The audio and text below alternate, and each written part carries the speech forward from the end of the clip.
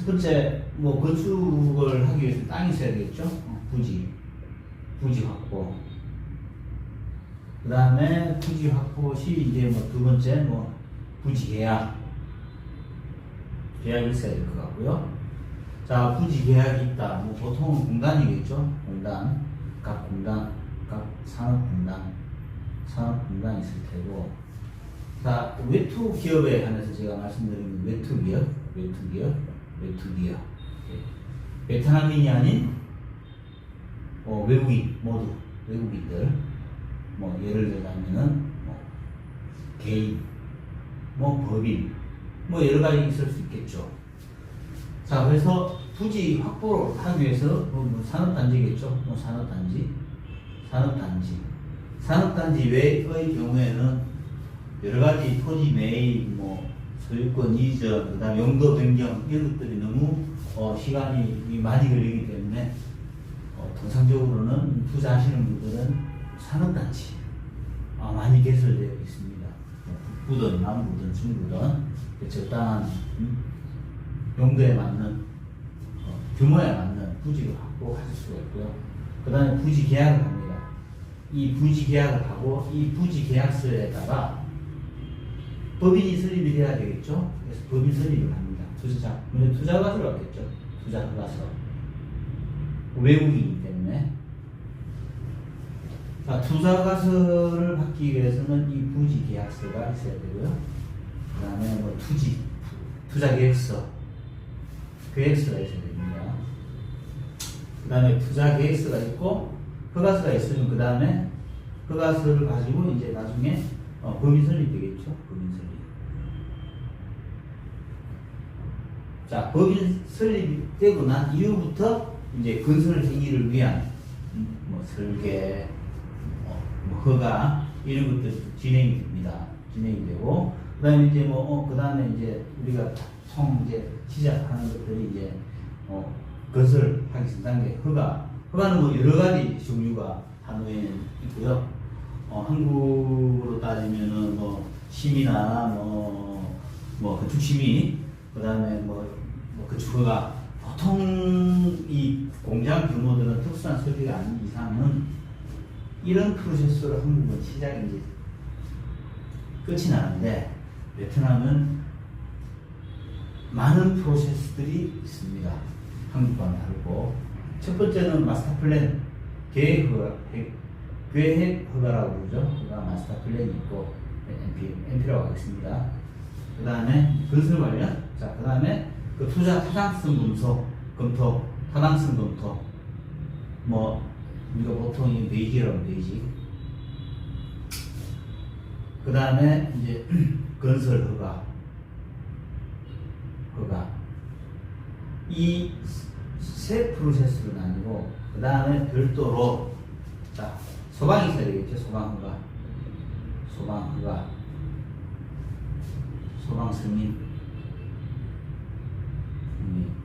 자, 그 다음에 또 어나더 파트 환경이 중요하겠죠. 공단의 공장 제조업 같은 경우 여러 가지 뭐 오수나 폐수나 공기의 오염 여러 가지의 중요성이 제시되기 때문에 환경 허가가 있습니다.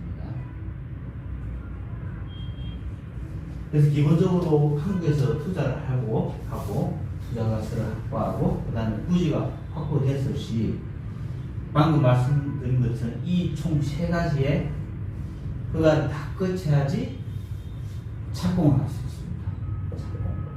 건설 착공. 통상적으로 예전에는 이 착공까지 기간이 패스트 트랙으로 했을 경우는 한 3에서 4개월. 현재는 베트남 법규가 강화되고 또한 프로세스 소방 같은 경우에는 기본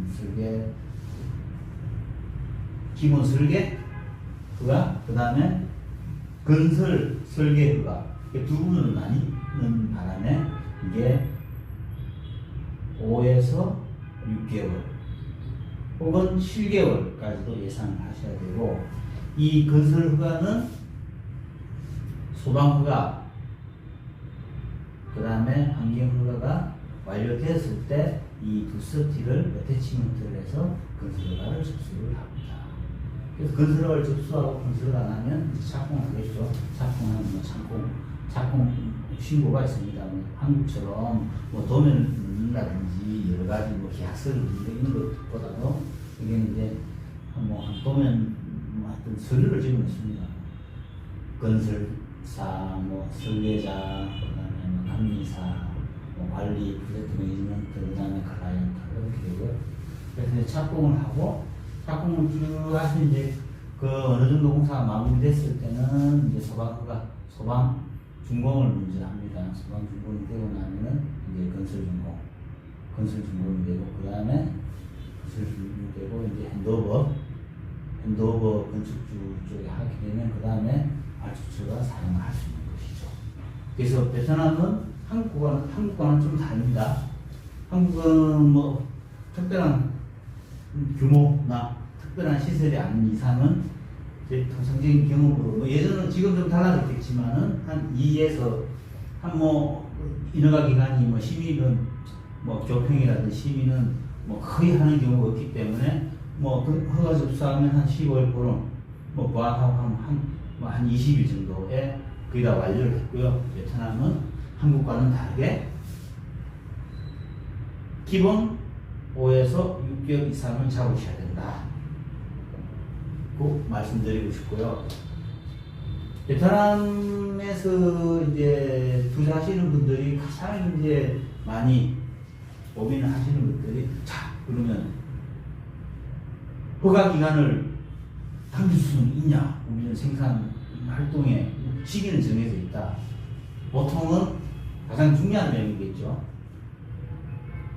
그래서 뭐 로비를 하고 뭐 예를 들어서 뭘 공무원들하고 친하고 뭐 여러 가지 설레가 있었고 2023년은 과거 작년하고도 또 다릅니다. 공무원들한테 우리가 접촉을 하고 우리가 뭐 대강 활동을 하지만 결론적으로는 쉽지 않다. 단 특별한 문제가 없을 때 로비나 이런 걸 통해서 시를 뭐 한 달 걸리는 것들을 뭐 한 3주 당길 수는 있겠지만 근본적인 법규를 위반하면서 돈으로 떼오겠다 이런 생각들은 앞으로는 안 하시는 게 좋습니다. 베트남도 과거하고는 달라져서 굉장히 그 공무원들이라든지 그 인허가권자들에 대한 신경성을 요구하고 있고, 그 다음에 내부적인 어떤 감사 뭐 이런 것들을 통해서 많이 찝을 내고 있는 상황입니다. 그래서 베트남은 예전에 하고는 다르다. 그 다음에 2023년은 더욱더 베트남이 이 인허가라든지 여러 가지 건설 활동에 대해서 굉장한 모니터링을 하고 있고 특히 많이 감시를 하고 있다. 그래서 예전에 어떤 뭐 10년 전, 아니 5년 전 누가 이러다 뭐 카드라 통신은 한쪽 귀로 듣고 한쪽 귀로 흘리시는 게 아마 맞을 거라고 말씀드릴 수 있겠습니다. 자, 오늘은 베트남, 한국하고 다른 베트남의 전체적인 건설 활동의 처음부터 마지막까지를 설명드렸습니다. 감사합니다.